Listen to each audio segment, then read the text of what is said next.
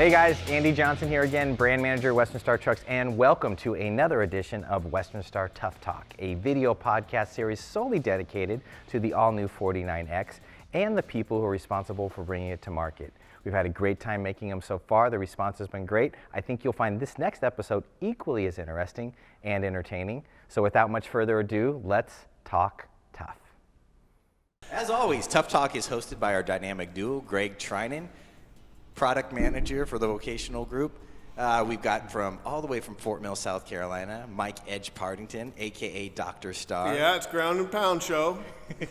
Edge, thanks for coming and visiting us today. Oh, pleasure to be here. Our special guest today, John Box, who's Director of Chassis Engineering. John, welcome. Thank you. Our reoccurring guest, my boss and Greg's boss, Samantha Parlier. Thank you for having me back. I'm a little surprised that I had a lot of bleeps in the last couple, so glad I made it back, probably because I'm your boss. We could use a couple more bleeps, Samantha, where it's all right. We've got plenty of tape. So you guys keep it lively, and let's get into it. Chassis is the topic. Go. All right, we're here for another episode of Tough Talk. Thank you, Andy. We have John Box here. We're going to talk about chassis, which is one of the key foundations of the new 49X. So let's start off, John, if maybe tell us a little bit about what you do here at Daimler. Foundation, isn't it the real foundation? It is the foundation. Thank you, Edge. I appreciate that. But John, can you maybe talk a little bit about what you do at Daimler, and maybe talk a little bit about your start on this project, and some of the memories you have in getting going with this project, and what were some of the goals, kind of how things got started. How did it get real? Well, I'm very glad to be here and working on this project, and I would say. I'm a director of engineering here at DTNA, and I'm responsible for the frame structure and the mid-frame componentry like fuel and exhaust and after treatment. But how I got started was actually in 1997. I started with Western Star up in Canada. And so I was very happy to be asked to be the chassis lead on this program, because it's 20 years of my career leading up to that activity. And you asked how I started on this project. Well, I looked today, and I started back in early 2015. Okay. And so I'm nearly 6 years of effort into the program, like many others. Just all right from the beginning. Sorry, Ed, go ahead. No, I was going to say, so you came from the roots of this product. Absolutely. Yeah, I came mining, from the roots. Forestry, stuff like that. So yeah. Good. That's great to hear. Now, did you guys know each other up in Kelowna, in the Great White North? We did, a little. Mike? Yeah, I was on the assembly line. We ran into each other here and there, yes. Awesome. All right. Well, let's, some of the chatter on social media, kind of, thinking about, asking the questions about, our discussion, some of the videos we've done talking about purpose-built and building this truck from the ground up. The chassis, the frame is a great example of that. What makes the frame that we're building this wonderful truck on, what makes that purpose-built for vocational? What are some of the things that went into the thought process in designing the frame and the chassis?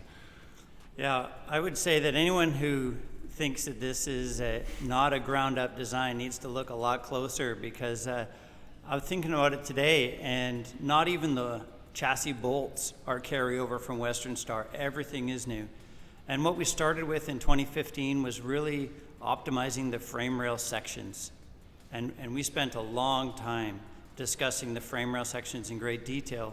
We wanted to move away from conventional double channel rails to get away from the corrosion problem and the tolerance problem, to get a more integral design of not only the main frame rail but the frame extensions. So this truck has a continuous frame rail all the way out the front of the vehicle. Right, which is huge. Yeah. I want to translate for you, Greg. Integral is integral. So he's showing his Canadian roots with integral. Hey.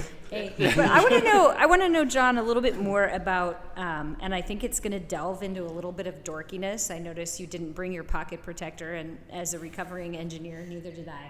But tell us a little more about the process of optimizing the section.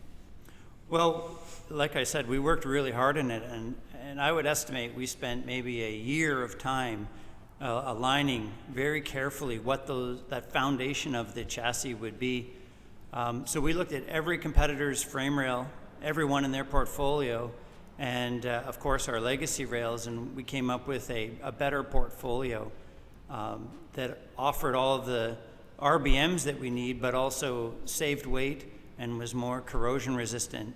You know, we put powder coating and shot peening on as standard, and we wanted that, we didn't want any sort of bolt-on, or we didn't want any castings on the front end that I call them a drop casting. yeah, any drop castings on the front end to provide the frame extensions.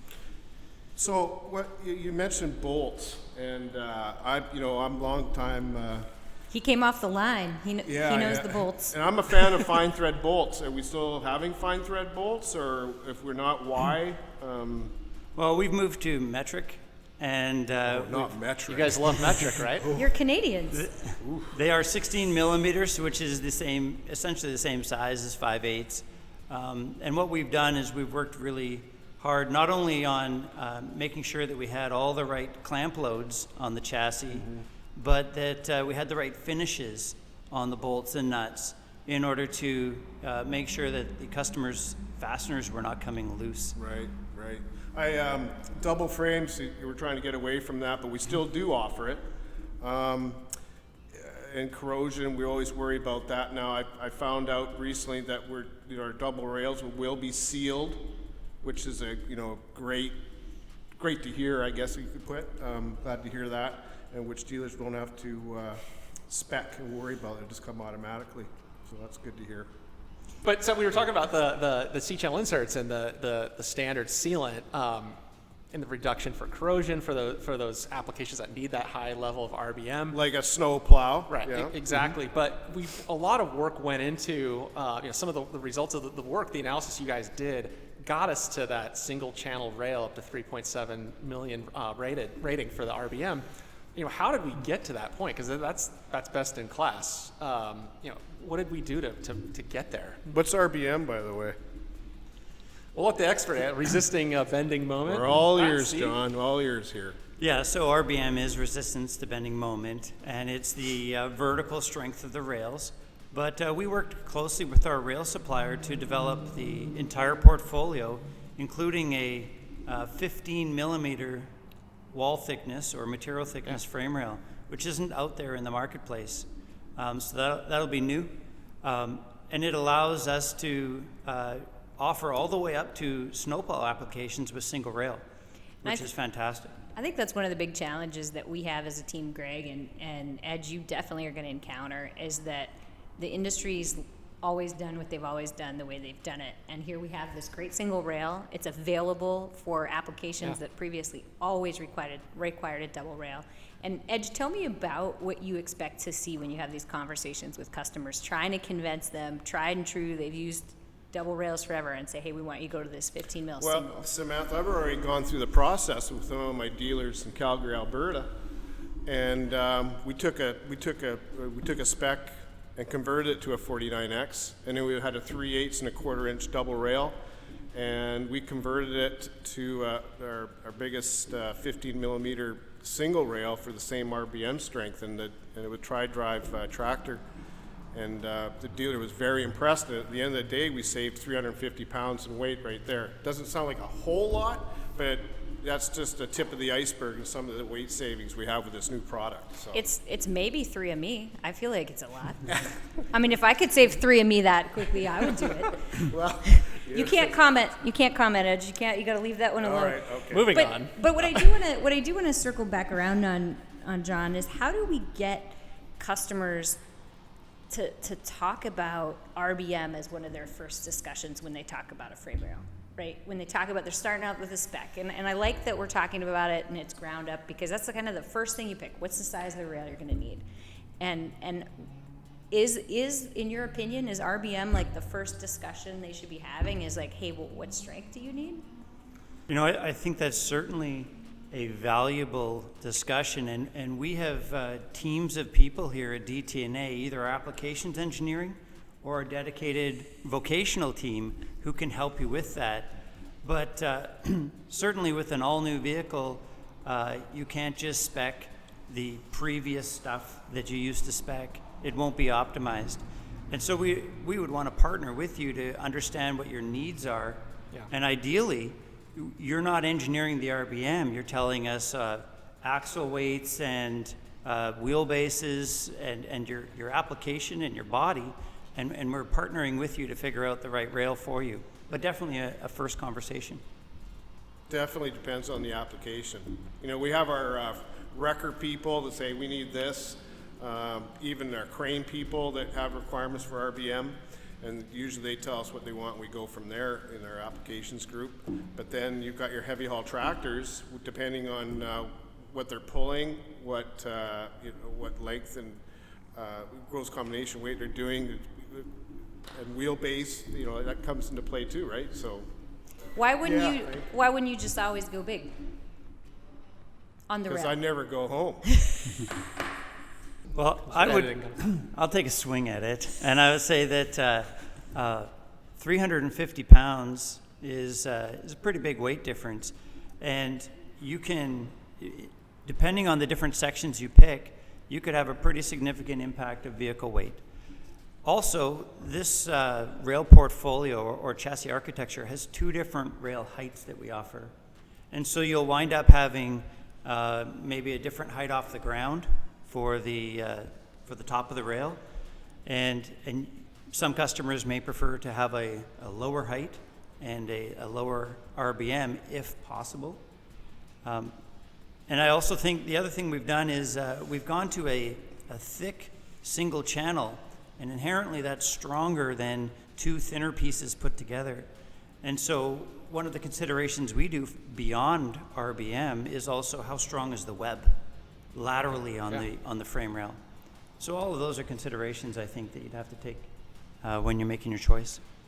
This is all great, and it kind of shows, the level of detail you guys went through. I mean, we talked about starting on the project, almost 6 years ago, and talking back to some of the comments we've gotten on social media, it really shows the level of care and going through this product with a fine-tooth comb.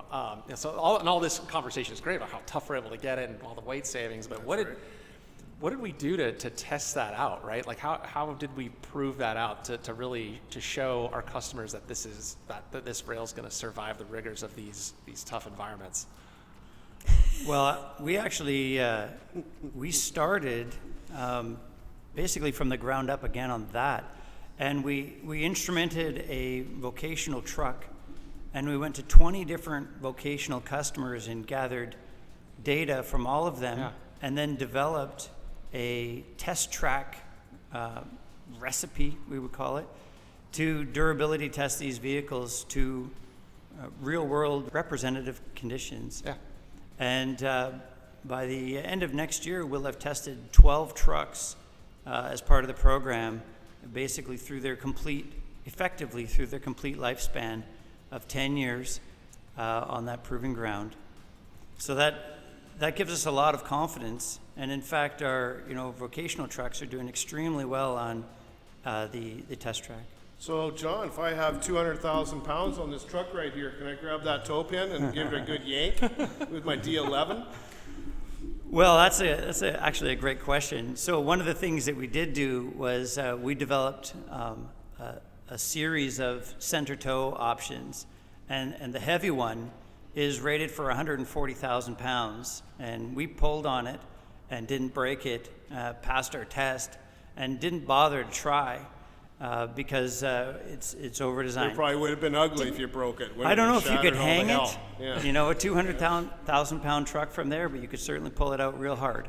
No, I do think the new center toes are really exciting and essential for the vocational market. What about people that have existing product, premium Western Star product, and they have a body and the frame width? Is the frame width different on this new product? And like I know today's product, well, some of it anyway, is 34 inches outside and outside. Where are we sit with this one? Or is it constant depending on the thickness of frames, or double frame? Is it always constant? How does that work? Yeah, my answer to you is kinda.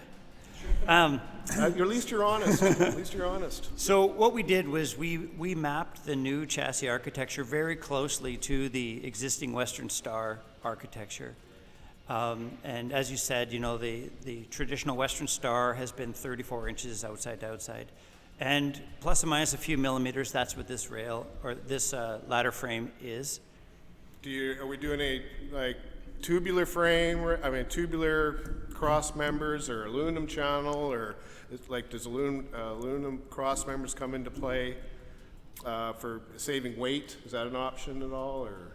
Yeah. So what we've got right now is we have two sets of cross members. We have our standard vocational steel cross members and extreme duty set of steel cross members, which you wouldn't want to spec unless you really had an extreme application like logging, because they're very heavy duty and heavy. But we never stop, so we're still working on improved cross members. Okay. And looking forward to releasing one-piece cast aluminum cross members across the board for vocational applications next year sometime. Awesome. What do you think of that, Greg? I love it. I think it's one of my favorite things about the truck. I think Greg's excited. He's really excited. Very excited. So the cross members, those are bolted, correct? All cross members are not only bolted assemblies, but bolted within the frame for ease of replacement. And the new. Not that you'd have to replace one. If you ever have to, it's there. Just thinking ahead, just in case. All right. And the new aluminum cross members, they will bolt into the vehicle. We will have a service replacement if that's ever necessary. That will bolt together. And I'm sure aluminum cross members, the use of those would depend on application, and we wouldn't want to put those in a heavy haul tractor or anything like that, right? So. We're designing them for heavy haul tractors. Mm-hmm. But hey, I'd like to remind Ed and Samantha, this is a family-friendly. We've been bleeping ourselves. All right. Well, actually, you know what? So one of the things that's been on my mind as we've had this conversation is talking to truck equipment manufacturers. I mean, is there if you had one or two things you wanted to say to those guys about what we've done to the frame? Is there anything we've done to make their lives easier in terms of body upfit? What are some of the things maybe we've done from that angle? Sure. We've done a ton, and like I mentioned, we've gone to very predictable, consistent frame sections. We've gotten rid of multiple channels, but that's just the start. One of the strong focuses was a versatility and clear back of cab. Yep. And so we worked really hard to make sure that we could optimize our fuel capacity and tuck everything up underneath the cab. We developed a new DEF tank of 8-gallon capacity that was optimized for those clear back of cab applications, and we put it right up against the fender so it's always in the same spot, and we minimize the fender gap. And then we put just as much fuel as we can carry and still maintain that clear back of cab. And so that's a big one.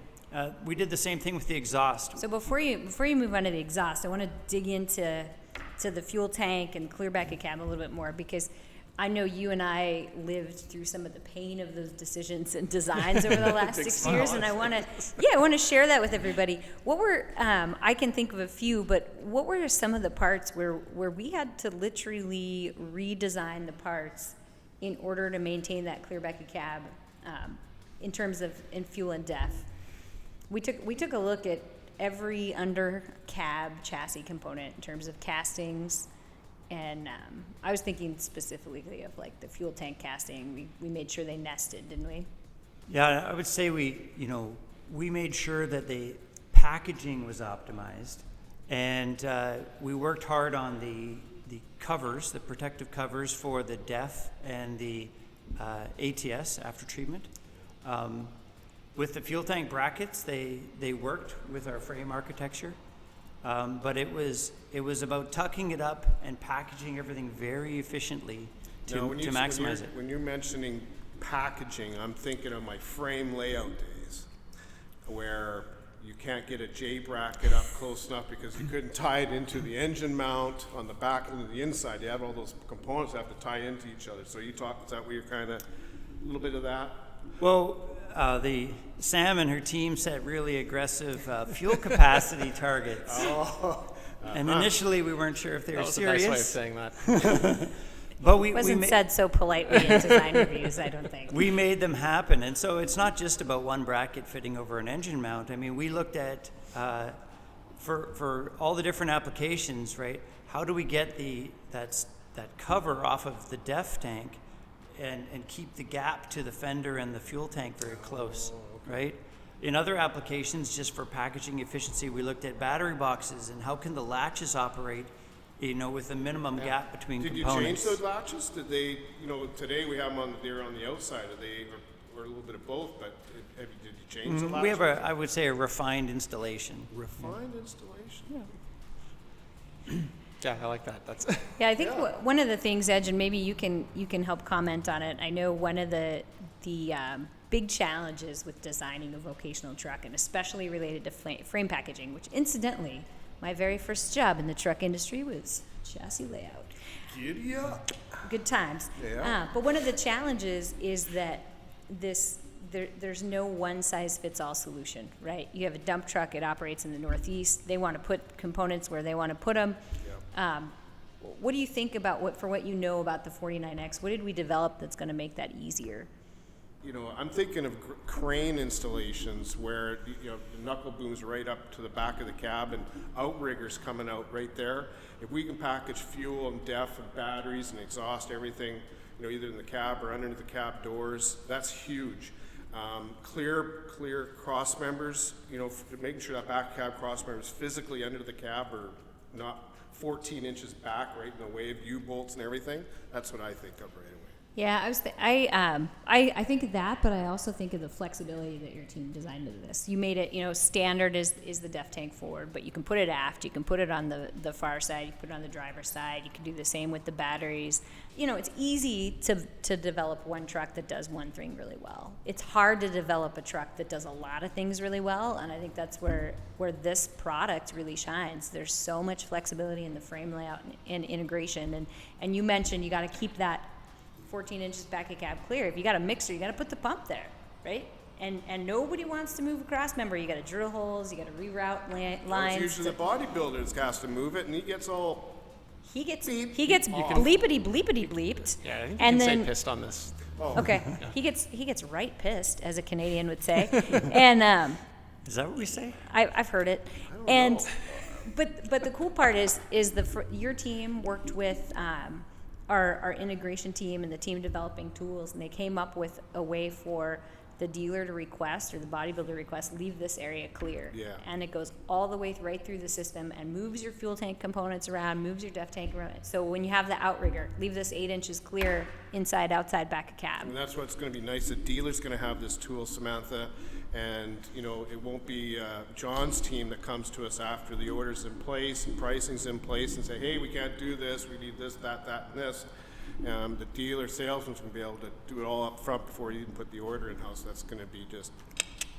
But I would add to that, though, that we put in a lot of the hard work up front to try to make that speccing of all the different vehicles easier downstream. And we added cost into the vehicle. We made choices to actually add content to benefit frame layouts and optimizing the vehicle for various customers. So we routed exhaust outside of the frame rail. Right. It does not go inside the frame rail.